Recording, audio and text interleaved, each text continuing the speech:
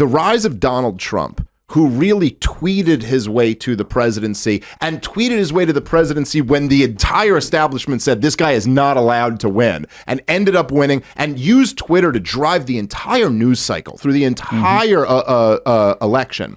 Once he won, all of the powerful people in government and the media class, they couldn't simply accept that, oh, he had a message that resonated with the people, even though we told you there was no way this message would resonate with the people. And we couldn't accept that Hillary Clinton turns out to just be a horrifically corrupt, unlikable, awful human being. But I'm just saying this actually happened, that they hauled all of the heads of the big social media, the big tech companies in front of Congress, and explicitly in front of everybody threatened them with violence. You know, they threatened them with, we will regulate your the reason Trump won is because of disinformation and Russian interference, and you better do something about that or else. Many of them threatened nationalization.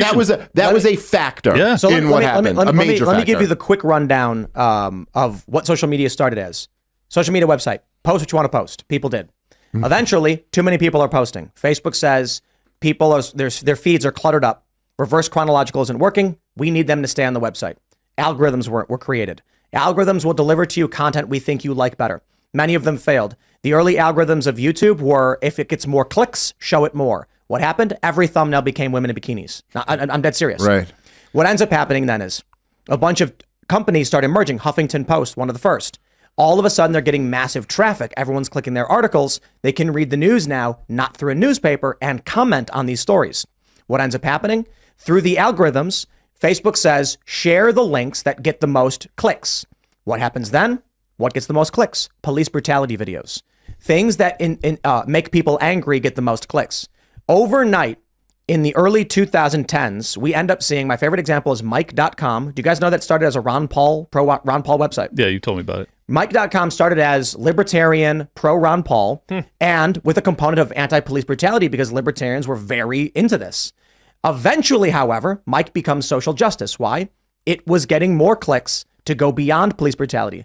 This whole machine's always been in play. So we can say pre-2016 it was a different story. No. You were walking into the building. You just didn't see the bowels. Well, no, I'm not. Deep beneath. So I don't deny that, and I think there is part of this that just was an organic force of like, how can we get more clicks and more clicks and more clicks? But I am saying that like there was a government intervention. And obviously we know from all of like the Twitter files and all of that stuff now that there was massive like government intervention that certainly put their thumb on this scale and said, and particularly, I'm not just saying about the clickbait stuff. I'm more talking about like the tech censorship stuff where they really did crack down on these companies and insist that you like censor dissenting voices. And oftentimes, well, let me just say, oftentimes it was dissenting voices who were getting tons of clicks. And what you need to understand is the people working for the intel agencies are not like it's a 30-year-old guy in 2005 who's now a 40-year-old guy in 2015 who went, whoa, we better censor this. It is in 2015 them hiring a new 30-year-old who's been indoctrinated for 10 years by the refuse machine. A 10-year-old, a kid born in 2000 gets on the internet, gets on Facebook for the first time in 2010. And what does he see on Facebook? Literally nothing but police brutality videos. The police brutality was so ubiquitous on Facebook that there was a website dedicated to nothing but police brutality videos in the top 500 global websites, making millions of dollars. You're 10 years old, you get on Facebook and it's all you see. Yeah. For the next 4 or 5 years, in your formative years, the only thing you see, guess what? They're BLM activists now. Now you have critical race theorists and Marxists. Now imagine this. Imagine you're already 10 years old in 2000 and you're just starting to get on the internet. By the time you're 15, you're being inundated with this stuff. 10 years later, you're 25. You're now working in these intel agencies. You're out of college. You're interning. This is what we saw with Bud Light. I predicted this. I said, I'm willing to bet it's going to turn out. I was talking to Vivek about this. It's a young millennial marketing person who is just brought on and is risen in the ranks and is now trying to push their crackpot garbage into the machine.